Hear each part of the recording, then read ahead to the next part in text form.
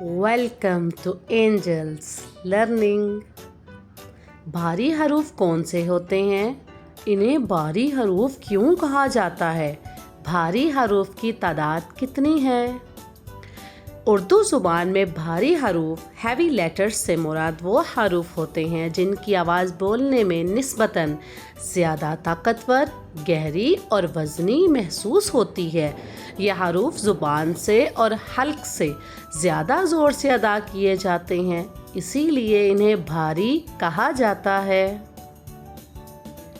भारी हरूफ की फहरिस्त। उर्दू के भारी हरूफ दर्ज झैल हैं: ख़े, ग़ैन, सौद, ज़ौद, तौ, ज़्वा, क़ाफ। भारी हरूफ की तादाद। भारी हरूफ होते हैं 7। इन्हें भारी क्यों कहा जाता है? ये हरूफ मोटी आवाज़ से अदा होते हैं। इनमें ज़ुबान का दबाव, हल्की गहराई या मोटे तलफ़्फ़ुज़ का इस्तेमाल होता है। ये अरबी के तफ़ख़ीम वाले हरूफ से मिलते जुलते हैं।